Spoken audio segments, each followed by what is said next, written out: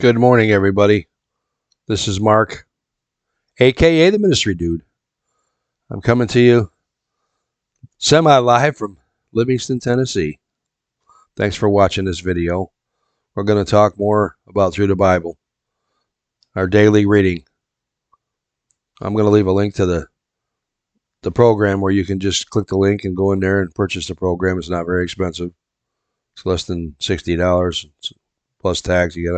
Government's got to get their hands in on that one too. Anyways, let's get started with it here. All right, today's reading is January 3rd, Genesis 4:13. Cain receives his punishment.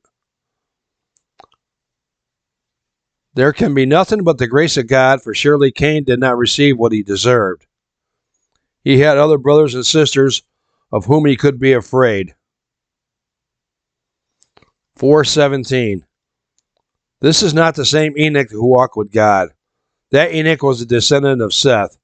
There are similarities, however, in the naming of both Cain's line and Seth's line. Genesis 4:20. Jabal is called the father of those who live in tents and raise livestock, meaning he was the originator of the nomadic lifestyle.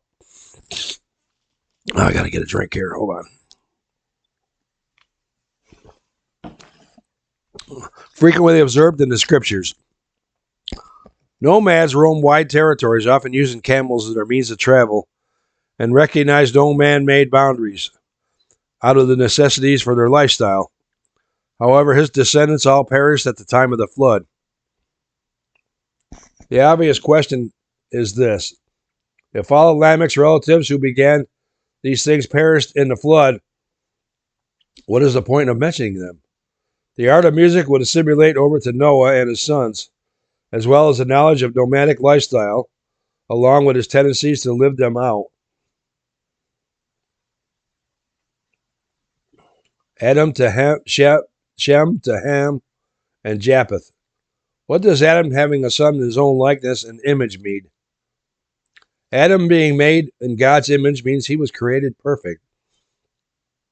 Adam having a son in his own image refers to his son having the sin nature. Enoch was not for God took him, that means that he did not die. This is called the translation of Enoch, and it happened to only one other person in Scripture, Elijah. That Enoch went directly into God's presence without dying establishes a very important concept which some scholars say did not exist as early in the Old Testament: belief in a heavenly life following our earthly existence. Background for the books of 1 and 2 Chronicles. The readings from 1 Chronicles in this month and through May are all genealogical in nature. A detailed summary of 2 books will appear in June. A full disclosure of the books will be given when the historical content begins. Genesis 6:1. God announces judgment on man. This is often interpreted as fallen angels, perhaps demons, reproducing monstrous offspring through illicit intercourse with women. This is only a theory and may have no basis in fact. To be accurate, the text does not clearly identify sons of God. These verses, however, do imply a sexual union which was very evil.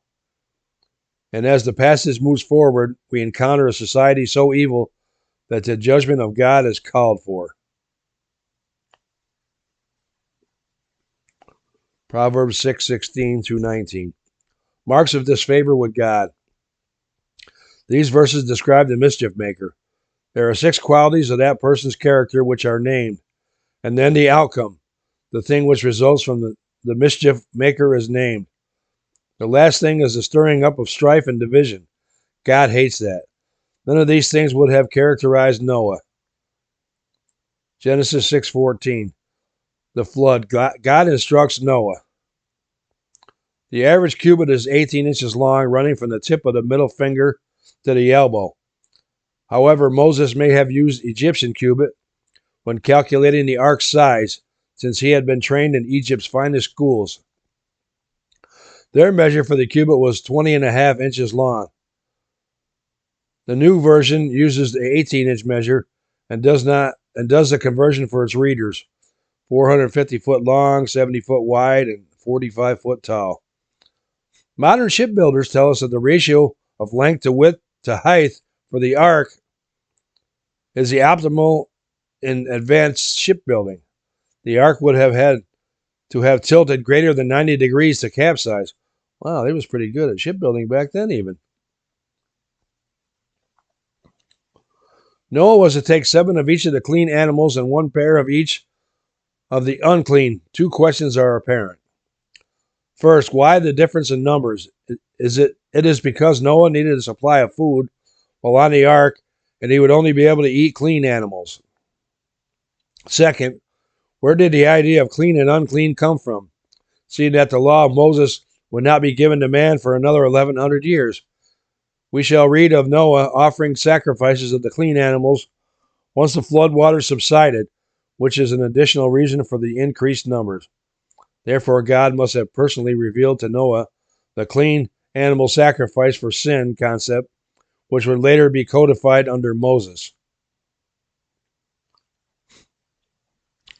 Luke 1:11. We meet Gabriel, the angel, elsewhere. In the book of Daniel, he appeared in order to give Daniel understanding of his visions. This glorious encounter with a heavenly messenger occurred when Zacharias' once-in-a-lifetime privilege of burning incense in the temple fell by lot to him. Thanks for watching, everybody. We're going to conclude with that right there. I'm going to leave a link to the Through the Bible so you can pick up a copy for yourself and read the whole daily reading. And you can follow along with me every day. And we'll read through the whole Bible in 1 year. That's my resolution for this year, to read through the whole Bible this year. If you happen to start like on the 3rd or the 4th or whatever, excuse me, you can just read a little bit extra every day until you catch up with us, even if you're 6 months in or whatever. Just read it and follow these principles. The Bible is one of the most amazing books ever. It'll help you with your daily life, your finances. There's something in there for everyone. So read it. Thanks for watching, everybody. Have a blessed day, and we'll talk to you again tomorrow.